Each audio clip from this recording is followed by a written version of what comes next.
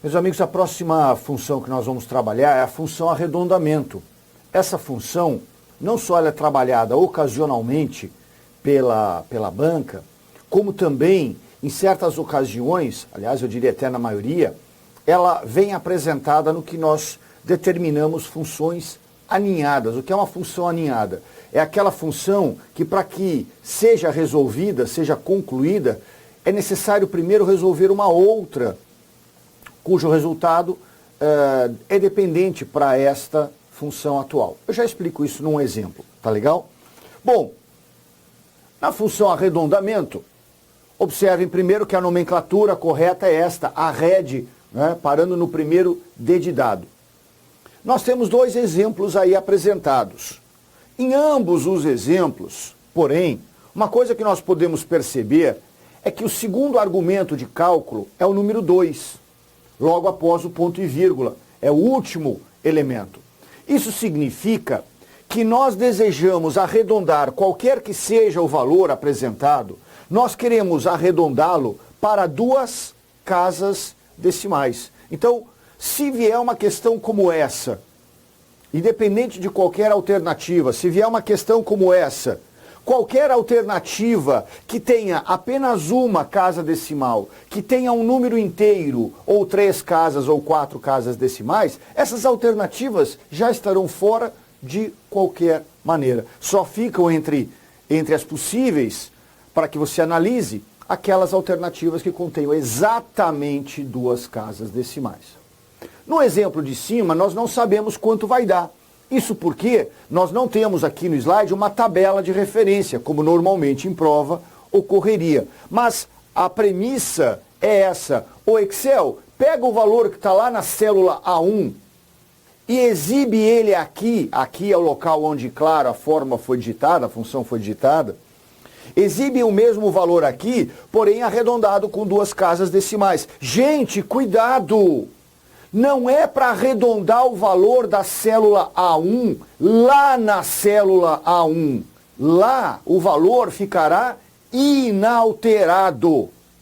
O valor da célula A1 será trazido para a célula na qual essa função de arredondamento foi digitada, e aqui nessa célula este valor será então apresentado com 2 casas decimais. No segundo exemplo, o que nós temos é a apresentação de um valor numérico. Então, este valor não é oriundo de uma determinada célula da planilha. Eu estou dizendo para o Excel, pega esse valor aqui que eu estou te exibindo, 2,7158, e arredonde esse valor para 2 casas decimais. Ora, meus amigos, o que a matemática manda fazer neste caso? Agora o resto vem com a matemática. Se nós devemos arredondar um valor à sua segunda casa decimal, é porque nós devemos olhar para a terceira casa decimal, para decidir o que fazer. Quando a casa que vai servir de referência, que é sempre uma depois da quantidade desejada. Se eu quisesse arredondar um valor para 10 casas decimais, eu teria que olhar na 11ª. Se eu quisesse arredondar um valor para uma única casa decimal, eu olharia na segunda e, claro, assim sucessivamente. Então, quando eu tenho este valor, o 8, ele não me importa, porque o 8 é a 4ª casa decimal. Eu quero arredondar no 1 do 2,7158, essa é a que deve ser exibida. Então eu olho para a próxima. E na próxima nós encontramos o número 5. A matemática também tem regras para a função de arredondamento. E ela diz o seguinte: qualquer valor de 0 a 4 será desprezado para a regra do arredondamento. Então, 0, 1, 2, 3, 4, despreza. Qualquer valor de 5 a 9 causará o arredondamento para a casa superior. E é o caso, 5. Cuidado, muita gente tem dúvidas na hora de arredondar justamente no 5. 2,5 arredonda para 2 ou arredonda para 3? Para 3, porque o número 5 exige o arredondamento superior. Então, neste caso, o 2,71 e mais o 5 torna-se 2,72 como valor arredondado de acordo com essa função.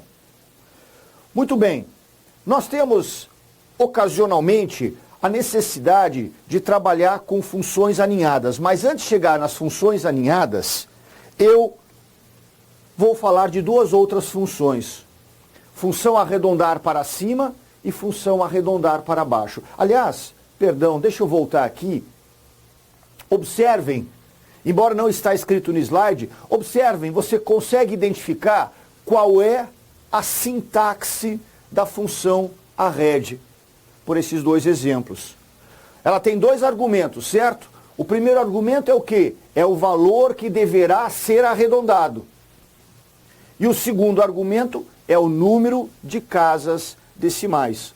Como eu disse, olha, pega o valor de A1, ou então pega esse valor 2,7158, é o valor, e, em ambos os casos, arredonde para duas casas decimais. Valor, ponto e vírgula, quantas casas decimais.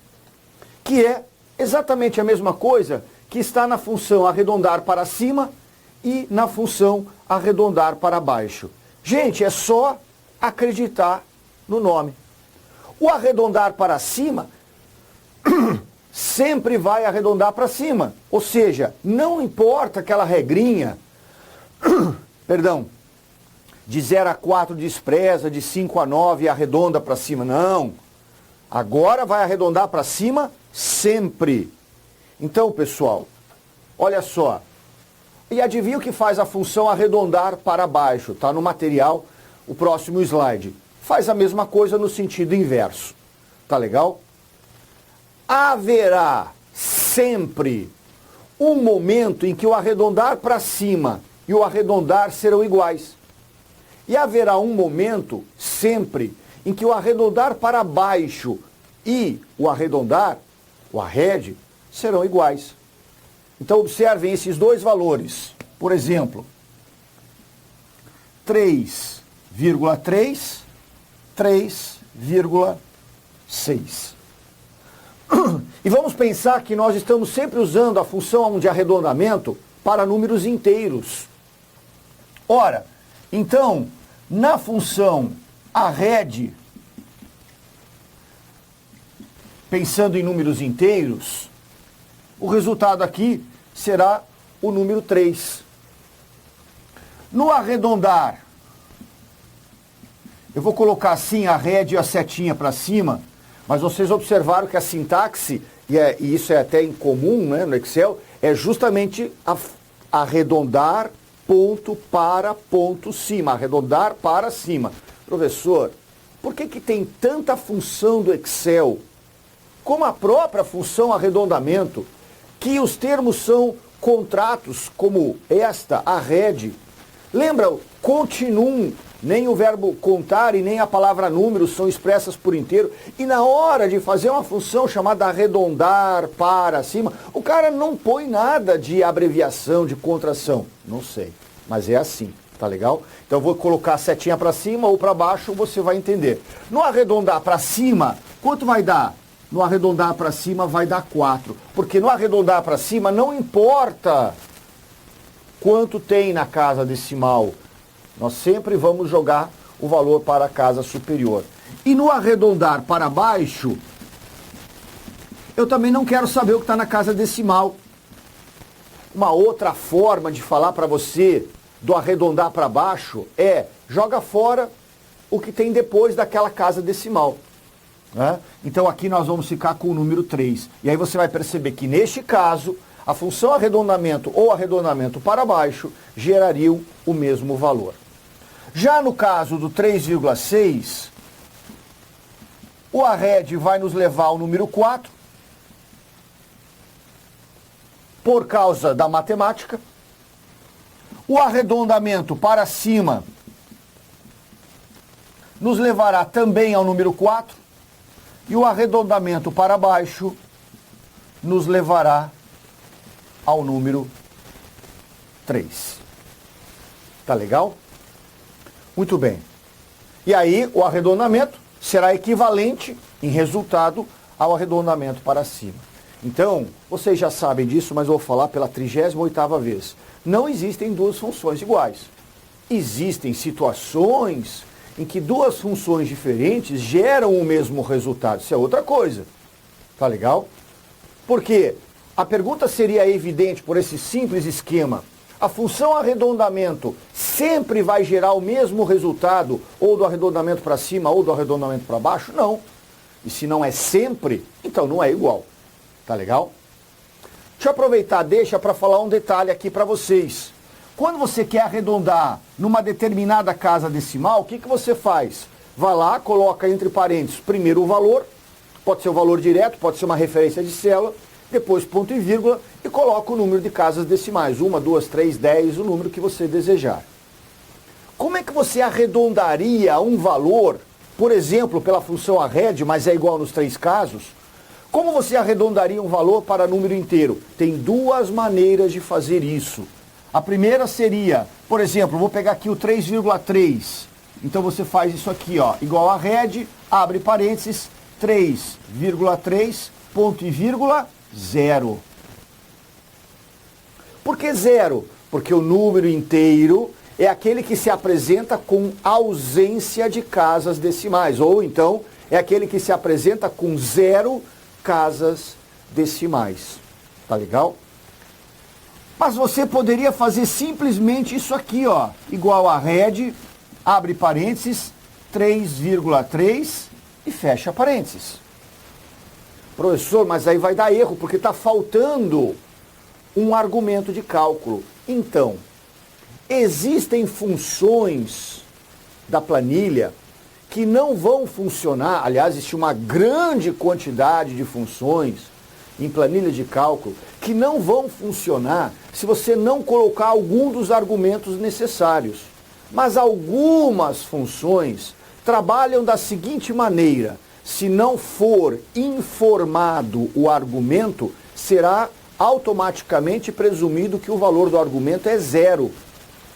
E é o que acontece, então, na função arred, ou no arredondar para cima ou no arredondar para baixo. Tá legal? Você sempre terá, na ausência, claro que você não pode eliminar o primeiro argumento. Tá legal? Você não pode eliminar o valor que deve ser arredondado, porque senão não tem resultado. Mas a quantidade pode omitir. Omitir equivalerá a 0. Então, nesses dois casos, a função arred geraria o número 3 a partir do número 3,3 ou geraria o número 4 a partir do número 3,6. Claro que eu teria que trocar ali para 3,6 sem dúvida alguma. Tá legal? Então, não colocando o valor de referência, vale 0, não dá erro, o Excel executará a função. Tá bom? Então, como eu disse, o arredondar para cima tem esse nome enorme e o arredondar para baixo também, mas a sintaxe das três funções é a mesma. Primeiro você põe o valor e depois você diz quantas casas decimais. Se não disser, será 0.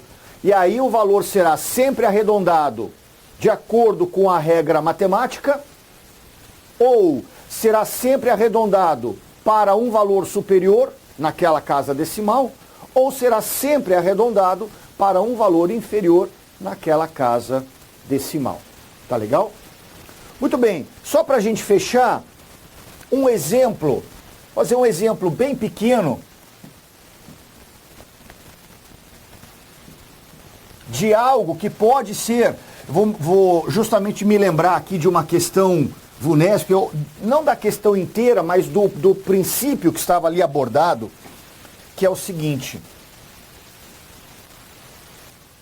Vamos imaginar uma planilha, 4 células, A1, A2, B1, B2. Nós temos aqui o número 4, o número 4, o número 3 e o número 7.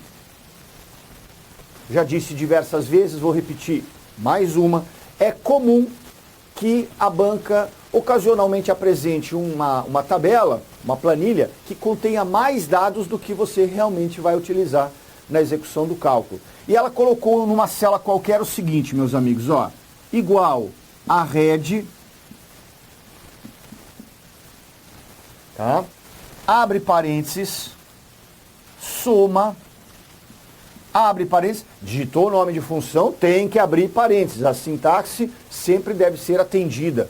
Soma A1, 2 pontos, A2, fecha parênteses, dividido por 3, ponto e vírgula, 2, fecha parênteses. Espera aí que está faltando um parênteses aqui.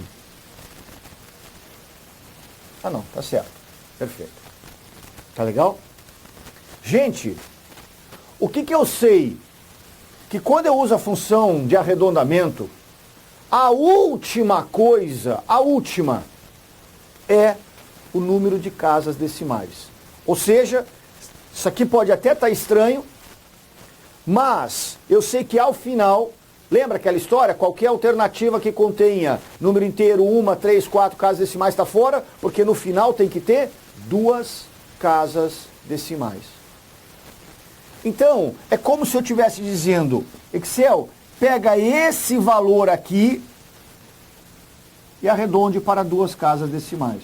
Só que é aí que está. Eu não vou saber como arredondar, porque eu não sei o que eu tenho em mãos ainda.